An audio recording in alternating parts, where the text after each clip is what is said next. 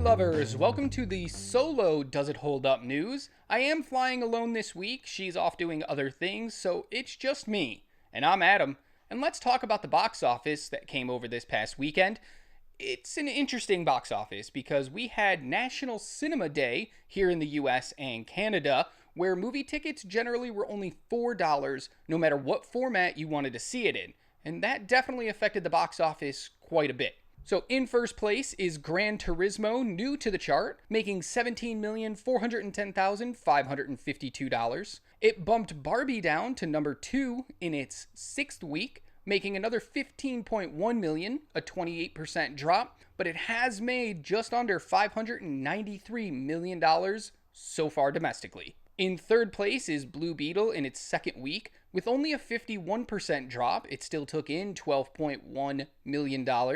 It now has a running total of $45.7 million, which isn't the best, but it's doing better than probably a lot of people expected it to, especially after all the other DC movies this year have been phenomenal flops. So I don't know if Blue Beetle has the legs to get to that 100 million, but it's at least going to pass Shazam! Fury of the Gods from earlier this year, so I think they're going to chalk that up as a very, very, very slight win. And I do believe that that hold of only 51% was aided greatly by the $4 box office here, National Cinema Day. A lot of people who didn't go see it week 1 and who probably weren't going to see it in theaters checked it out because why not? It was only $4. In fourth place is Oppenheimer in week 6 with $8.2 million, only a 23% drop. It is now just under $300 million domestically. In fact, while I'm recording this, it's probably already hit that 300 million mark, which is really impressive for a 3-hour biopic about scientific history. Not a movie I saw doing that well in the box office. In 5th place is Teenage Mutant Ninja Turtles Mutant Mayhem in its 4th week, with another $7.3 million, only a 15% drop. It's just shy of that 100 million. Once again, it's probably made that by the time you're seeing this. Congratulations.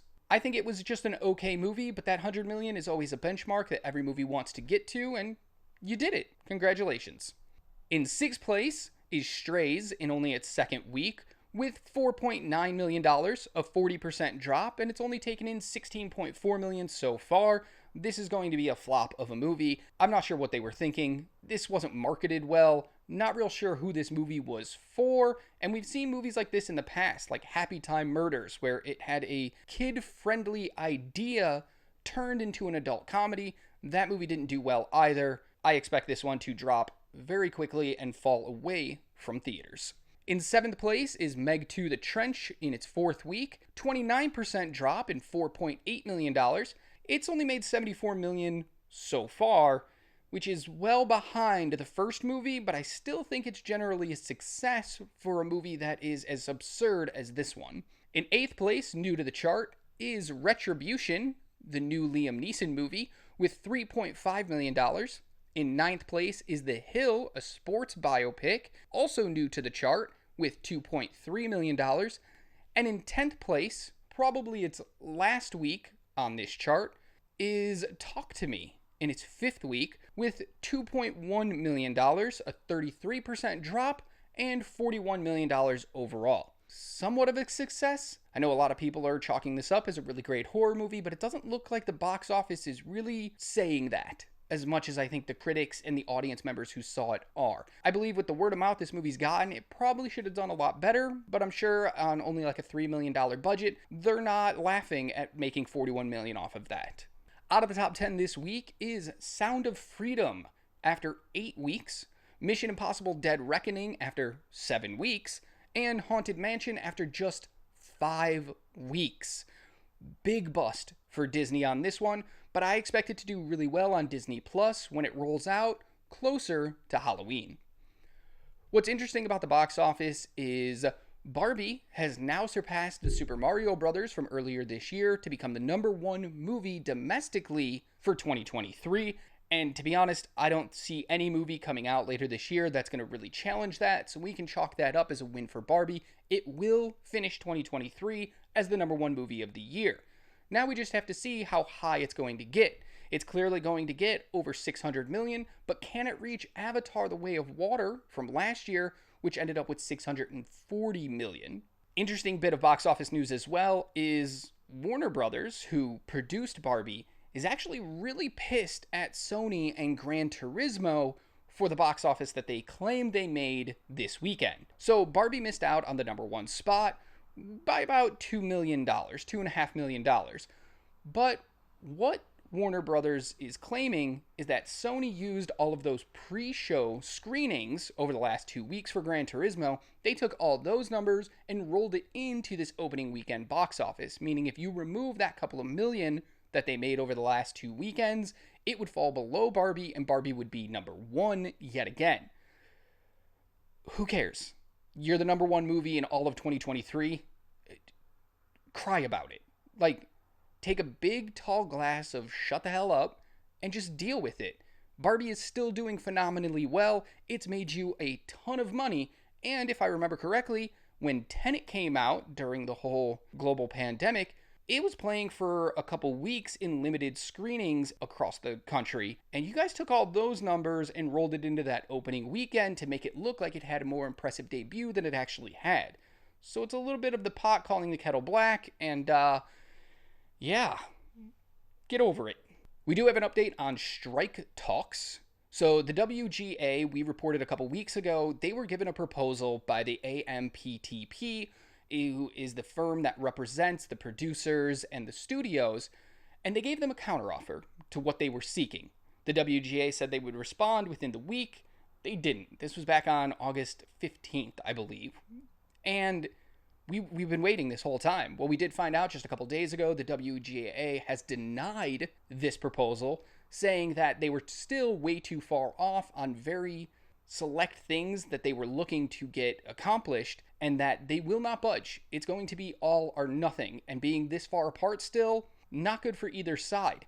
The WGA was also very upset with them because they released the terms of the new deal to the public.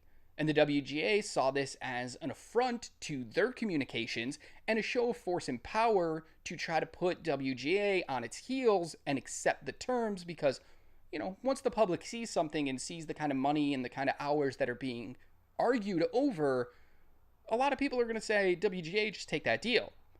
But they don't understand what it takes to make a movie and what it takes to be a writer, sitting in a writing room for hours on end, for months on end, being forced to do these things and create TV shows where you're writing 13 to 20 episodes and there's only like 3 of you in a room. That's not as easy as it sounds. So they have denied it, and they're going to say, nope, we don't want anything to do with you guys. Either give us everything or we're going to continue to strike. And now we've reached about 121. We're about a month away from it being the longest strike ever. And honestly, I just don't see an end coming anytime soon unless the AMPTP, excuse me on that one, does give in and comes very close to what the WGA is seeking. If you want to check out the full terms of that proposed deal, you can by clicking the link in the description of this video, and that is courtesy of Deadline.com. In other movie news, Dune 2, which was supposed to be coming out in about 2 months, has been pushed back. Obviously, because of the strikes and all this other stuff, it's been pushed back from November of this year to March 15th, 2024. When is this going to end? Guys, I can't sit here and just keep talking about how these movies are going to get pushed back.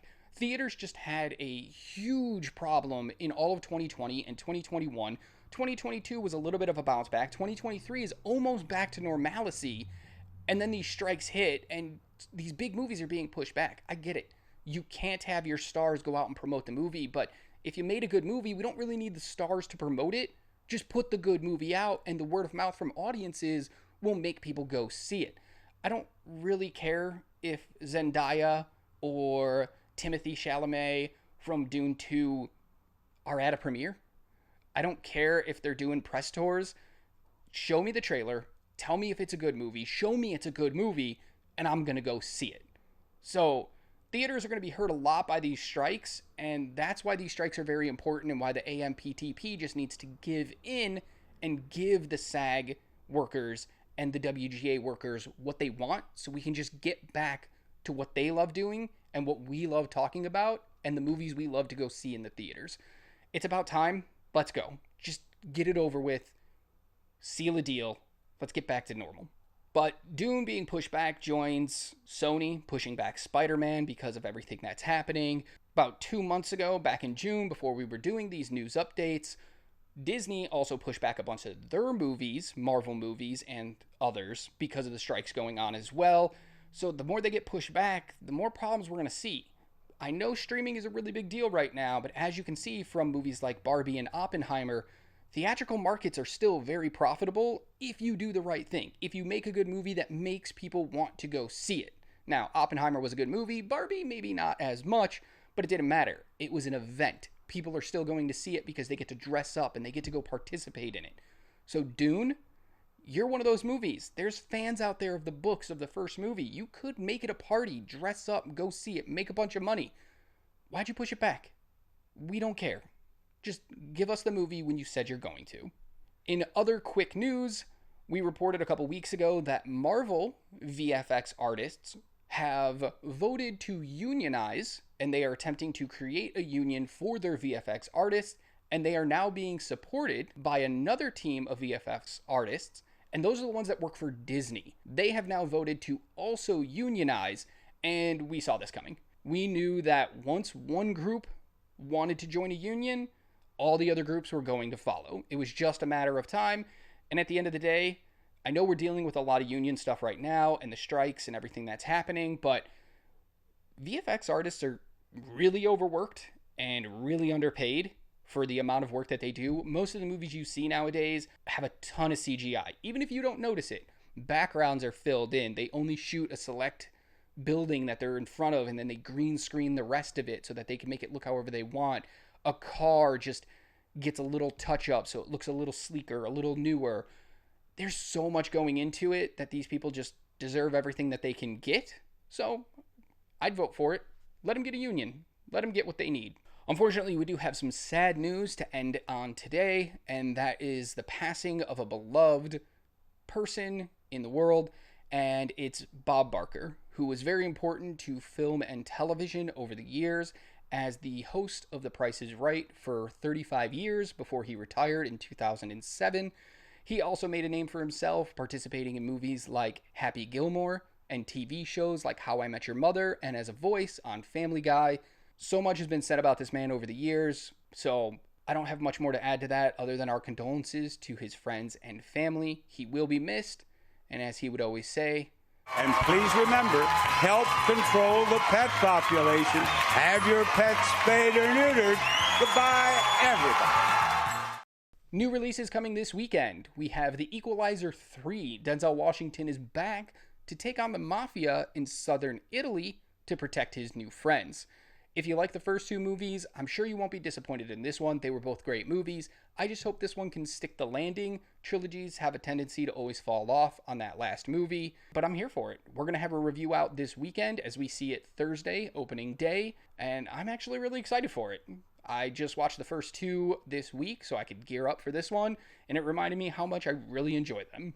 A smaller movie coming out this weekend is Don't Look Away, an independent horror film about a woman named Frankie who lays eyes upon a killer mannequin that is now offing her friends without a trace. Sounds a little weird, but there is a secret behind why the mannequin is doing all this and who's actually the one killing her friends. So maybe run to the theater this weekend, check it out, see what that mystery is all about.